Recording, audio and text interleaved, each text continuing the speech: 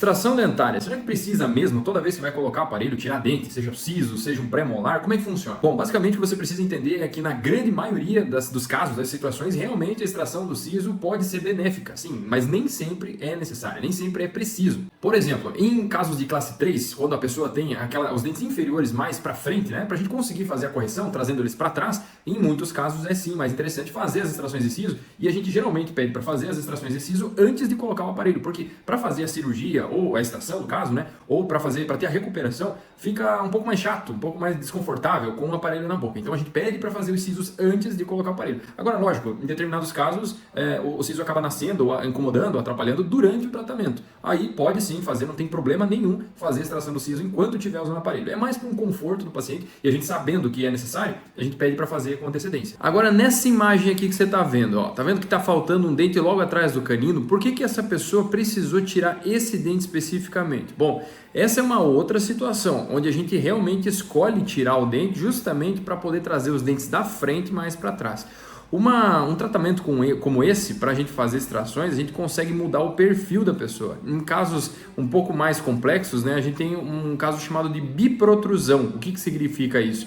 Seria a pessoa ter todos os dentes mais avançados, de maneira que ela não consiga praticamente, não tenha a facilidade, tenha dificuldade de fechar a boca, não tem selamento labial passivo, não consegue fechar a boca sem fazer força.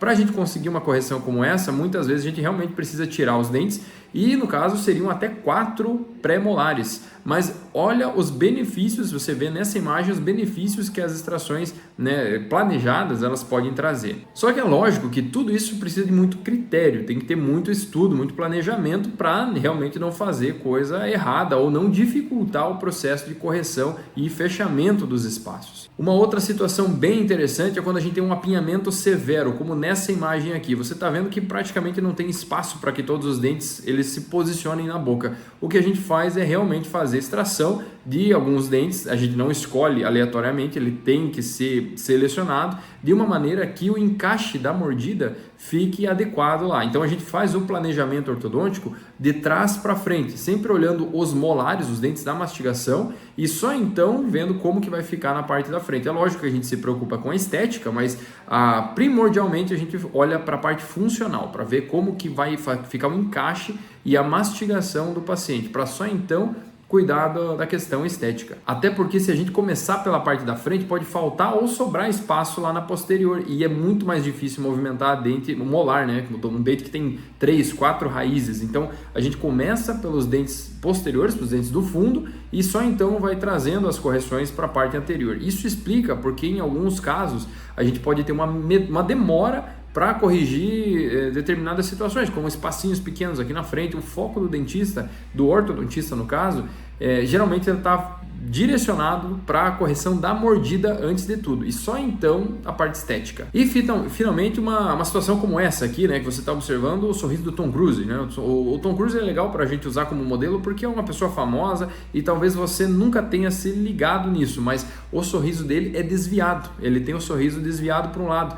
Isso provavelmente aconteceu pelo fato dele ter feito uma extração, provavelmente não, né? Aconteceu de fato, pelo fato dele ter perdido, extraído um dente de um dos lados e não ter feito, digamos assim, o balanceamento do lado oposto. Então isso faz com que ele tenha o que a gente chama de desvio da linha média. A linha média seria uma linha imaginária passando aqui no centro do rosto, meio da sobrancelha, ponta do nariz, meio do queixo. E se os dois dentes aqui na frente estiverem virados para um determinado lado, a gente só vai conseguir fazer a correção ou abrindo de novo esse espaço e colocando o implante para segurar ou trazendo os dentes aqui, o que seria muito mais difícil e talvez completamente equivocado, já imaginando que ele perdeu esse dente, né?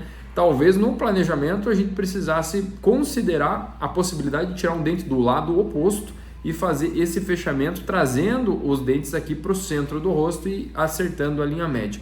É lógico que tudo é multifatorial, tudo precisa de muito critério, muita avaliação, vários exames, muita atenção do ortodontista, e também depende sim de situações do próprio organismo do paciente. A gente precisa considerar as possibilidades que o organismo oferece para nós, seja uma retração gengival, quando a gengiva está muito baixa, seja uma reabsorção de raízes, quando a gente já vai fazer um retratamento, a pessoa já usou o aparelho por 4, 5 anos e daí volta para recorrigir situações que deveriam estar estabilizadas. Isso também precisa ser levado em conta, porque muitas vezes a pessoa já tem uma reabsorção de raízes. Se a gente usar o aparelho e fizer muita força, pode ser que os dentes venham a ter mobilidade, ele venha perder os dentes. Situações periodontais, quando a gengiva não está saudável. Então, assim, tudo tem muitos fatores. A gente precisa considerar tudo isso antes de pensar em fazer uma força, em colocar um aparelho ou fazer as extrações. Agora, o que eu quero que você faça é deixar o seu like, se inscrever aqui no canal, me ajudar a divulgar ainda mais esse conteúdo. Se isso te ajudou, compartilha com alguém que possivelmente venha precisar de uma informação como essa e eu te vejo no próximo vídeo.